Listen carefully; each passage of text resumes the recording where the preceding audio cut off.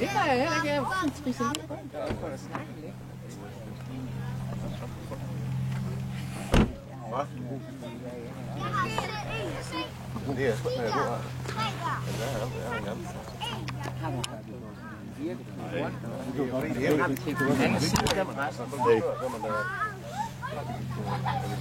Det går jeg lige op.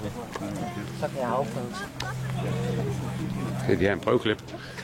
Ja, det kan godt være, de skal lige se, at den lurer. Nej, ellers kan de jo sløjfe ud i Sika der. Det er sådan, det skulle gå godt. Der skal være en hugkniv i lommen.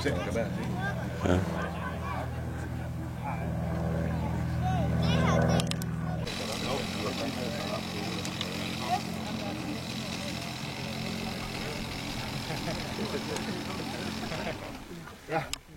Indvielse af modelflyveplads. Vi har jo kun én flyveplads ud af den. Det er jo den nede i Stauning. Jeg kan se, den åbner mod København. Det kunne jo være sjovt, det kunne lade sig gøre. John G. og mig, vi er jo fra en 10 her, og det var dengang, at dejen de bestemte op i skolen. Og vi var måske lige i bagkant. Ja. Det var dengang, at dejen de havde magt. Og det kunne godt risikeres en gang imellem at få en røre dengang også. Og hvis man så kom hjem og fortalte sin far det, så fik man hjem mere. Det her er sådan en regulerende effekt over, hvordan det foregik på sådan en skole. Jeg tror, det var nogle steder skidt, og andre steder var måske godt. Så kom piger ind, og de overtog skole, og de overtog også af børneklassen. Med det resultat, at det måske blev en lidt mere østrogen verden. Og det skal pigerne ikke klandres for. Det er jo mænds fravær, det er jo det, der er skyld i. Men det har i hvert fald haft den konsekvens, at drengen i nogle perioder, så i stedet for at slås om bag ved cykeltur, så kom de ind og se en rundkreds og skulle diskutere, hvorfor de kom i konflikt med hinanden. Og vi har nok også haft den konsekvens, at der var i en periode nogle drenge, som aldrig nogensinde fik afløb for de behov, som de havde. Nu er vi så kommet en tand via, nu er vi kommet så langt, så jeg tror, der er en erkendelse af, at der er forskel på kønnene. At der piger har nogle behov, og mænd har nogle andre behov. Jeg kan huske, dengang jeg gik i skole, der sad den lille dreng nede for en, han hed Peter. Og så havde vi også fået sådan en ny kvindelig lærer, og så kunne hun godt se, at han sagde og drømte om alt muligt andet end det at gå i skole. Og så for at fange hans opmærksomhed, så sagde hun til ham, hvis nu der er 40.000 km rundt med kvator, og en baguette, den koster 9 kroner, hvor gammel er så? Og uden smøg, som var blinket med øven, så sagde jeg knæk 34 år. Ja, sagde hun, det er faktisk rigtig godt ramt, hvordan kunne du regne det ud? Jeg har en søster og 17, hun er lige nok i halvt af toget. Stille og roligt, så har vi så kommet til den erkendelse, at der er forskel på kønnene, som man fik illustreret der. Jeg har også en nabogrund, en elskelig, dejlig nabogrund, og hun har boksen. Og for at drille hende, så siger jeg en gang imellem, jeg kan godt lide at se boksen. Og så skal jeg forklare, hvorfor. Og det der er fascinerende ved boksen. Og det kan jeg jo. Og så siger jeg til hende, sådan i frustration, det gjorde jeg sidste gang. Forestil dig, Anna, at du er en computer, du simpelthen har det program, der skal til, for at du kan forstå. Og så blev hun sådan lidt mops, og så gik jeg over igen. Og sådan har jeg også lidt selv, fordi jeg også lever sammen med en samme kvinde i 30 år, og hun kan også snakke i telefon i 30 minutter om ingenting. Og jeg gør med nogen anstrengelse for at forstå længere, fordi jeg har et program, der skal til for at forstå. Vi skal bare erkende, at der er forskel på kønnen. Og hvor vil du så hen med alle de snak? Jeg vil derhen, at faktisk en halv år siden, der fik vi givet en lokalplan tilladelse til en motocrossbane ude i Gæstingen. Hvor drenge de nu kan fyre benzin af og til testosteron. Og der står ingen derude og siger, at det er farligt, og nu skal jeg forsøge at vælte, og nu slår jeg nok af hovedet, og I skal have dobbelt cykelhjelm over det hele. De kan overreagere. Her har vi så en ny legeplads for drenge, kan jeg sige, alle andre piger. Hvor de også kan få lov til at lege op af mænd, som mænd er. Og det er sådan, fordi jeg tror, fordi jeg kan se, at der er mange piger til det her, men der er bare forskel på kønnen, og nogen er drager om nogle andre ting. Og vi er heldigvis kommet derhen til nu, hvor der også kan være plads til støjen af drenge. Og det glæder mit hjerte usigeligt, og derfor vil jeg gerne have lov til at åbne den her plads nogle lidt. Jeg kunne se, at der var nogle indsigelser fra naboer ude i sin tid også, og det har man så var altså god til at komme ud og få sig forhandlet ud af. Men jeg vil omvendt sige, jeg synes, man skal glæde sig over, at vi nu er derhen, hvor vi kan have nogle steder, hvor vi kan få lov til at afreagere og også lave noget spektakel. Jeg kan huske, vi lægger en tilladelse til en knaldbane i Ringkøbing Amtstid en gang, men med et vilkår om, at knaller de skulle støjdæmpes. Så sagde jeg også til embedsmænd, så kan jeg sgu ikke betale sig. Fordi det er drenge, de vil. De vil have lov til at lave spektakel ud i stedet for. Så selv de må det, så kan jeg så give dem tilladelse. Så Nu skal I bare have en tråd ned der, og så skal I bare vaske på og gå i gang med at lave noget spedal.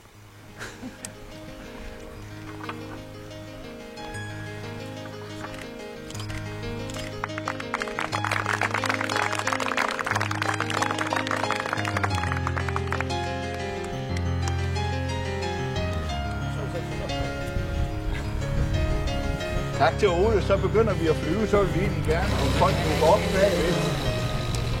Ud på den anden side af nættet. De er uden for seng.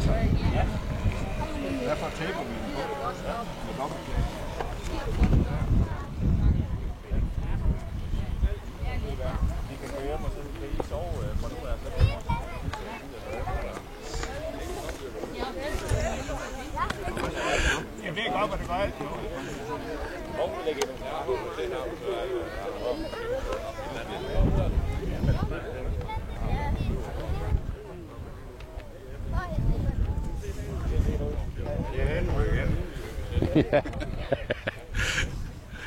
Han ved ikke godt, hvad du gør, siger han. Nå. Men det er store ting. Ja. Det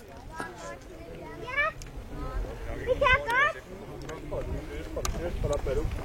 Igen, det var den, der kørte sidste gang. Du er nu også så skarp. Ja, ikke også? Den vil jeg ikke tænke mig med at pege frem. Det var lidt at sætte den derude. Nu har jeg med at gå stort tid i dag. Ja, det kan næsten ikke være landingen, der går galt. Der går noget galt. Faktisk. Ja, den styrter meget, ja. Åh, en land, den kan nu nemme ende derude. Den er styrtet 2 gange nu. Ja, den holdt det hver gang. Den han fløj med mennesker alle. Ja. Ja, fisk godt. Men hvad var Altså, når den styrterne flyver. så? Hvad var Min styrterne? motor, den går ud. Den kan lige komme fra lige der. Hvad var styrterne? Hold den går ud. Du slukker. Så kan du dreje på fælden ikke rundt til, så Tror du ikke, det er også en flyver, der er styrtet ud i havnen? Det er ikke en flyver. Men det, det er en flyver, der er på vej syd. Det er i varme lande. Men ved, Så den står ligesom lidt står ude i slagen. hvis vi nu kommer i USA, Den har jeg hørt været op og flyve. så var det varmt. Så kan jeg lige spørge til smække mig. Ja. Nej. Ved du hvad, hvorfor? Så taler vi stadig dansk, og vi kan... Jeg kan ikke forstå, hvad en kammerat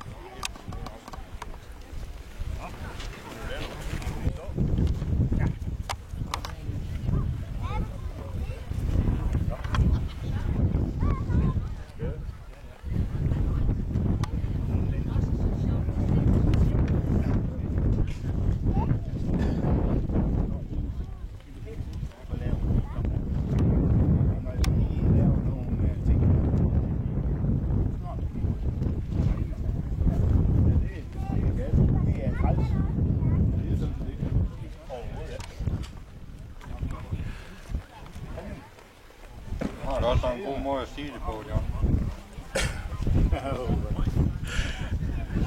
er glad for, du synes. Men jeg er ikke sikker på, at han var enig. Helt sikkert.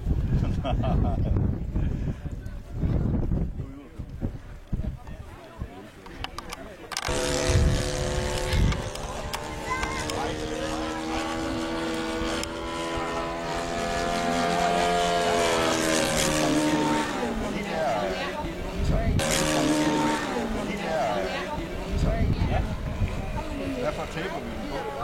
Med dobbeltplan.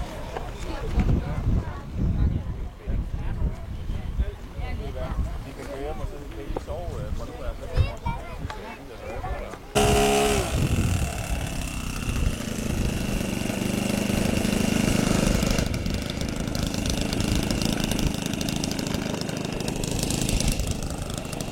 Skal du formationsvågning, Jørgen? Ja, og nu skal jeg lige have sat brændstofslangen fast på min. Ja.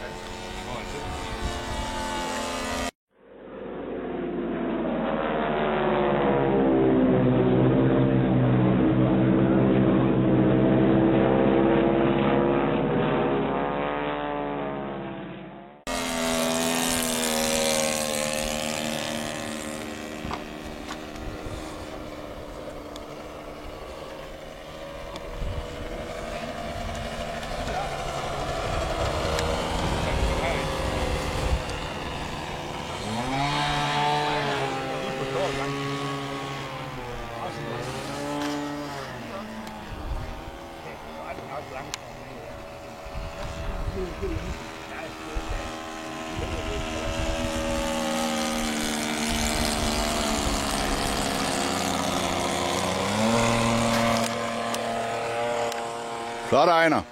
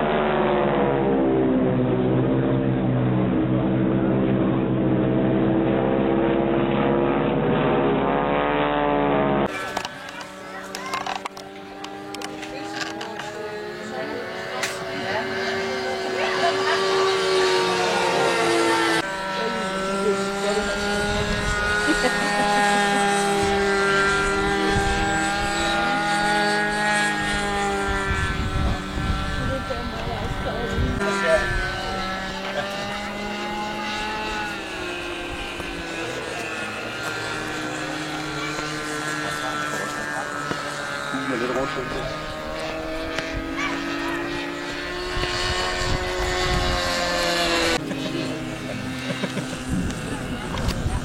Tænder det hele. Det var det. Det var det. Det var fedt.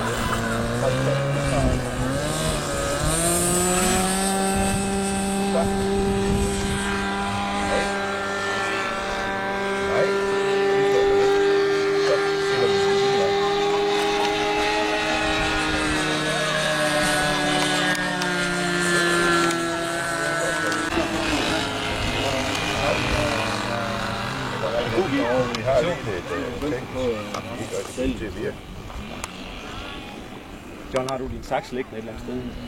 Højre for dig. Det er en gammel ramponeret her. Du har jo 9 år.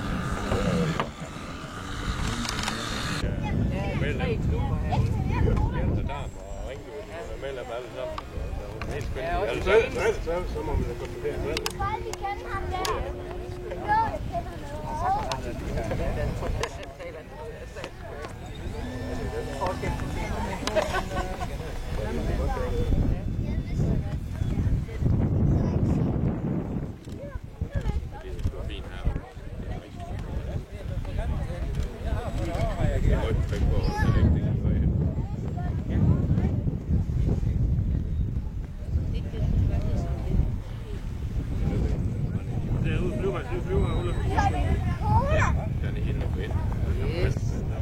så den er... Så er det til Risa. Den er lydløs, den der. Ja, der er jo masser af vand, du har. Ja. Det er jo selv af. Det er der, en spejl. De har også rabat, eller en fjul.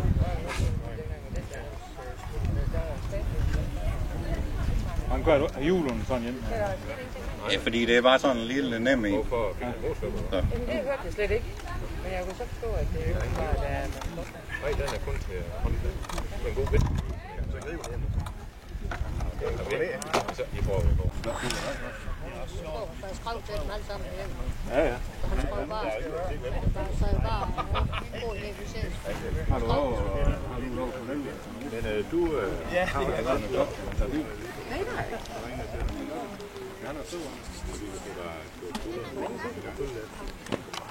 Det er jo ikke mindst lige med tjeneste. Nej. En mandfolk, han er der. Det er jo ikke mindst tjeneste, der bliver allerede står han der.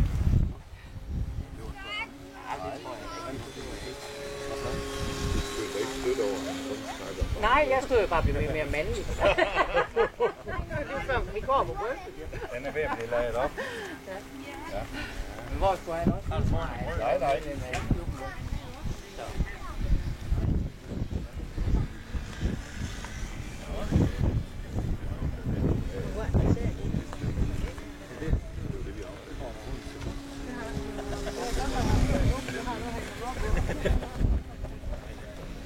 Det var sådan lidt det, at jeg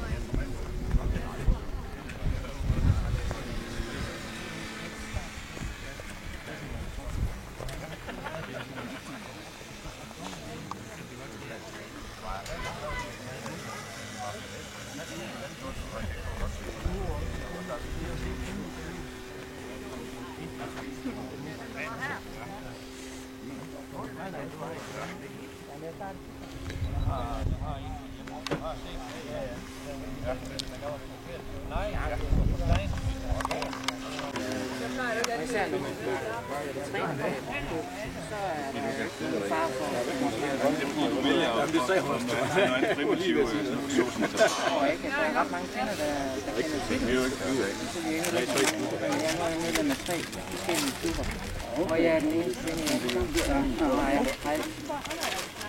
Og den første kvinde, den alle sammen.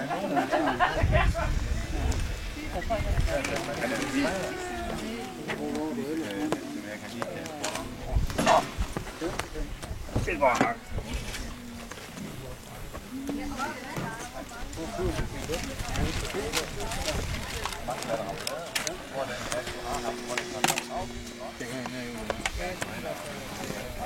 Hold op. Det er for evigt på den her plads. Det må jeg nok sige. ser ud til at være god selv. Ja, ikke? Helt lidt.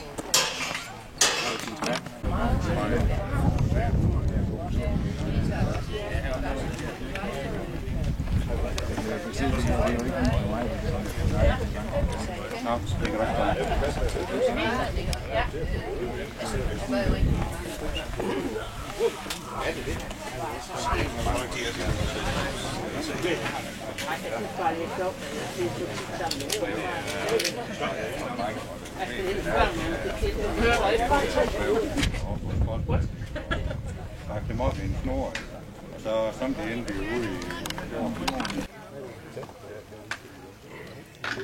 Det er færdigt, den. Er der nogle naboer? Ja, Leif. Han der tager afsted. Nå. Ja. Hvad sagde han?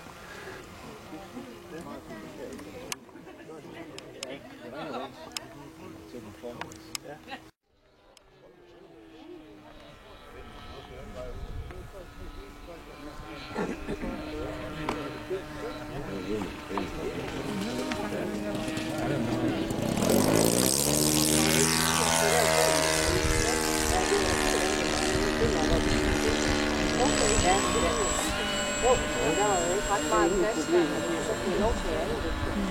Og så var det så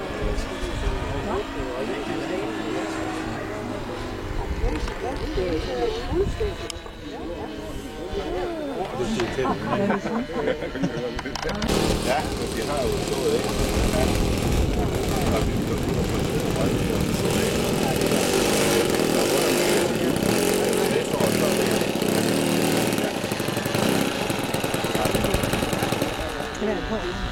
Ja, fordi det er jo også heldige problem derude. Kom ind, Kjeld, kan jeg se.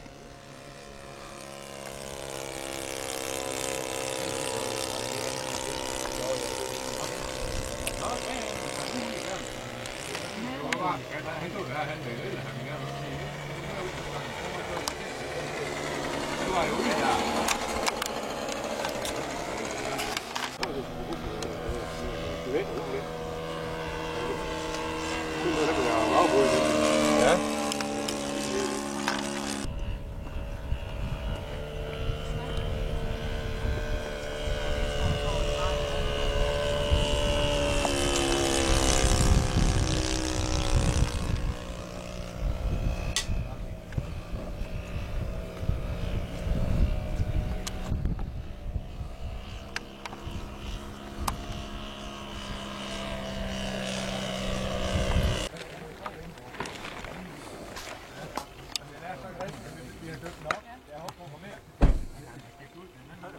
Jamen det var det, der skal jo nok på et tidspunkt stå 25 år jubilæum.